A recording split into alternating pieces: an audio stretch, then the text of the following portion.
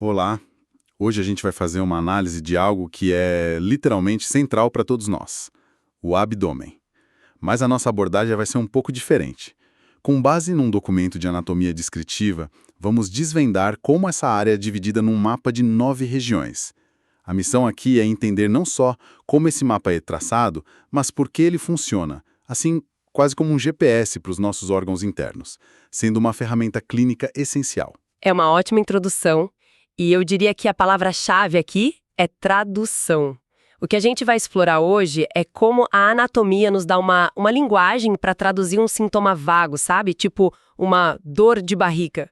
E transformar isso numa suspeita diagnóstica muito mais concreta, usando só a geografia do corpo. É pegar uma queixa subjetiva e transformar num dado objetivo. Certo, vamos começar a desenhar esse mapa então. A fonte descreve que tudo começa com 4 linhas imaginárias. As 2 primeiras são verticais, chamadas de linhas médio-claviculares. O nome já dá uma pista, né? Mas a descrição diz que cada uma desce do ponto médio da clavícula, o nosso popular osso da saboneteira, até o ponto médio do ligamento inguinal, lá embaixo na virilha. Exato, uma de cada lado.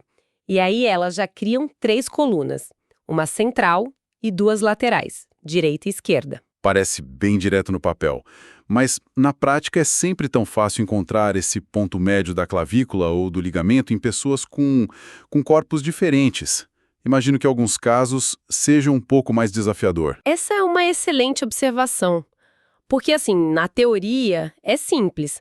Na prática clínica, em pacientes com mais tecido adiposo ou com uma musculatura muito desenvolvida, a palpação exata desses pontos pode ser, sim, um desafio. É por isso que o sistema não depende de um único marco. Sabe, os anatomistas usam múltiplos pontos de referência. A linha horizontal inferior que a gente vai mencionar, a transtubercular, por exemplo, ela usa as cristas ilíacas como guia, que são estruturas ósseas grandes e geralmente mais fáceis de palpar em qualquer pessoa. O sistema tem, tipo, umas redundâncias para se adaptar à diversidade dos corpos. Entendi. É um sistema robusto. Então, além das 2 linhas verticais, a fonte descreve 2 linhas horizontais para completar a grade. A de cima é o plano subcostal. Ele corre horizontalmente alinhado à borda inferior das costelas, mais ou menos na altura da 10ª cartilagem costal. Basicamente, ela está contornando a parte de baixo da nossa caixa torácica. Isso. E mais para baixo tem a 2ª linha horizontal, a linha transtubercular, que você já mencionou, que liga as partes mais altas do osso do quadril. E quando essas 4 linhas se cruzam, a mágica acontece. A superfície do abdômen se transforma numa grade de 9 quadrados. É quase um tabuleiro de batalha naval anatômico. Só que aqui, se você acerta B4, não afunda um navio, mas talvez encontre um fígado. É uma analogia perfeita. E essa sistematização ela é crucial. Ela tira a gente da era do acho que a dor é por aqui e nos coloca na era do a dor está localizada no hipocôndrio direito. Muda tudo. Espera um pouco. Uma coisa que a fonte não detalha, mas que sempre me deixou curioso. Esse mapa de 9 regiões é o único que existe? Eu já ouvi falar numa divisão mais simples, em só 4 quadrantes. Por que existem 2 sistemas? Superior esquerdo e inferior esquerdo, ele é uma simplificação. Ele é extremamente útil em situações de emergência, tipo num pronto-socorro. Se um paciente chega com um trauma ou uma perfuração por acidente, a equipe precisa agir rápido.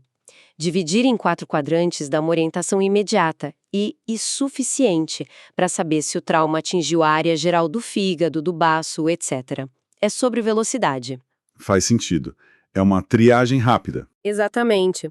Já o mapa de 9 regiões que a gente está detalhando é a ferramenta do diagnóstico mais refinado. Ele é usado na consulta, no exame físico detalhado, quando o médico está investigando a origem de uma dor crônica ou um sintoma mais sutil. A precisão de 9 bairros, em vez de 4 grandes zonas, permite diferenciar com muito mais clareza entre órgãos que são vizinhos próximos. Ninguém usa um mapa de 9 regiões para descrever um ferimento de bala no calor do momento, mas ele é indispensável para investigar uma dor abdominal complexa. Incrível. Então a gente tem um mapa para emergência e um para investigação. Agora que a gente já montou a nossa grade de 9 regiões, ela só tem utilidade se a gente souber a legenda, certo? Esses nomes que a fonte cita, epigástrica, hipocôndrio, são as cidades do nosso mapa. A pergunta é, quem mora em cada uma delas? Exato. Vamos nomeá-las. A coluna central é a mais intuitiva. No topo, bem na boca do estômago, temos a região epigástrica. No meio, ao redor do umbigo, a região umbilical. E na parte mais baixa, acima do osso púbico, a região púbica, que também é chamada de hipogástrica. E a etimologia aqui ajuda muito, né? A fonte não entra nisso, mas epi é acima, então epigástrica está acima do estômago, e hipo é abaixo, então hipogástrica faz todo sentido. Precisamente. Entender a origem dos nomes transforma a memorização em lógica, né? Nas laterais, o padrão se repete. Na direita, de cima para baixo. Hipocôndrio direito, região lombar direita e região inguinal direita. E na esquerda, o espelho. Hipocôndrio esquerdo, região lombar esquerda e região inguinal esquerda. O termo hipocôndrio também é bem descritivo. Hipo é abaixo e côndrios é cartilagem. É a região abaixo das cartilagens das costelas. É aqui que a coisa fica prática. A fonte menciona o exemplo mais clássico de todos, o apêndice. Ele está na região inguinal direita, no canto inferior direito.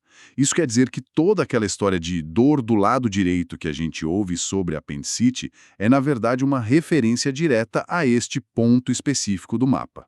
Exatamente. Por isso, a localização da dor do paciente, quando ele aponta para essa região, imediatamente coloca a apendicite no topo da lista de possibilidades. A dor pode até começar mais no centro, na região umbilical, mas ela classicamente migra para a inguinal direita. Sem o mapa, seria só uma dor no lado direito. Com o mapa, é uma suspeita clínica muito mais direcionada. Certo. E a vesícula biliar? Onde que ela se encaixa nesse mapa? Ia para o ombro ou para as costas, especialmente depois de uma refeição mais gordurosa, nos faz pensar imediatamente em cálculos biliares, a famosa pedra na vesícula. Olha só como a localização e o contexto já criam uma história clínica. E a região central superior, a epigástrica, a que a gente chama de boca do estômago, o que costuma morar ali. Ali é um cruzamento perigoso e muito importante. A gente tem a maior parte do estômago, o pâncreas, que fica logo atrás, e a primeira porção do intestino, o duodeno. Dores nessa área são complexas. Podem indicar desde uma gastrite ou uma úlcera, que se manifestam como uma queimação, até uma pancreatite, que é uma condição muito mais grave, com uma dor intensa que parece que atravessa para as costas. A natureza da dor, somada à localização precisa no mapa, ajuda a diferenciar. E o lado esquerdo? A fonte cita o baço no hipocôndrio esquerdo. Sim, o baço fica ali, bem protegido pelas costelas. Por isso, em acidentes de carro, por exemplo, um trauma forte nessa região, como uma fratura de costela, levanta uma bandeira vermelha para uma possível lesão no baço. É uma área que também abreva parte do estômago e a cauda do pâncreas. Eu lembro de um caso em que um paciente descrevia uma dor vaga na região umbilical, mas ao fazer a palpação, a dor se intensificava muito no hipocôndrio esquerdo. Foi o mapa que nos guiou para investigar o baço e não o intestino, que era a suspeita inicial dele. Essa capacidade de construir um mapa mental e conectar sintomas a locais anatômicos parece ser uma habilidade que se aprimora com muita prática. Não é algo que se aprende apenas lendo uma vez. Definitivamente não. É um conhecimento visual e espacial.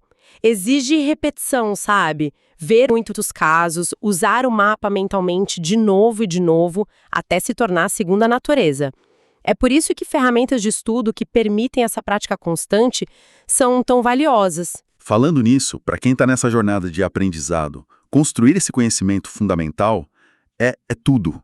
Se você é estudante e quer se preparar de verdade, entra agora em medcob.com.br, baixa o app e aproveita o maior banco de questões do Brasil. .com, provas anteriores de todas as instituições, questões comentadas, resumos práticos, aulas completas e flashcards prontos para revisar onde quiser. Sem dúvida. Ter acesso a ferramentas que ajudam a solidificar um conhecimento tão visual como a anatomia abdominal é um grande diferencial na formação. A capacidade de visualizar esse mapa e o que há por trás dele é uma habilidade que se constrói com estudo e muita prática. Recursos assim aceleram esse processo de transformar a teoria em instinto clínico. Perfeito. Então, para amarrar tudo o que a gente discutiu, vamos fazer uma recapitulação rápida? Partimos de uma superfície aparentemente uniforme, o abdômen, e a dividimos com 4 linhas, criando uma grade de 9 regiões.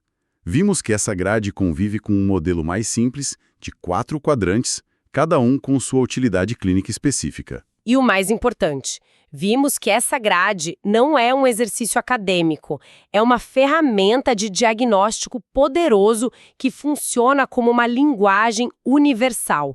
Ela traduz um sintoma em uma localização e direciona toda a investigação. Exatamente. A gente passou de uma ideia vaga de abdômen para um mapa funcional e clinicamente útil. Deixou de ser um território desconhecido para se tornar um mapa com coordenadas claras, onde cada bairro tem seus próprios habitantes e suas próprias histórias clínicas. A beleza desse sistema, na minha visão, está na sua simplicidade e poder. Ele padroniza a comunicação, acelera o raciocínio e, no fim do dia, melhora o cuidado com o paciente. Um profissional de saúde em qualquer lugar do mundo entende o que significa dor na fossa ilíaca direita. É um exemplo clássico de como o conhecimento anatômico serve diretamente à prática médica, salvando tempo e potencialmente vidas. É realmente uma ferramenta de tradução. E para encerrar, quero deixar um pensamento para reflexão. Nossa análise focou muito na dor como a principal pista que esse mapa nos ajuda a interpretar. Mas e se a gente pensar além da dor? De que outras maneiras esse mapa de 9 regiões poderia ser usado? Será que mudanças na forma, nos sons que podem ser auscultados, ou até na textura de uma dessas áreas específicas também poderiam revelar informações cruciais sobre o que está acontecendo por baixo da pele?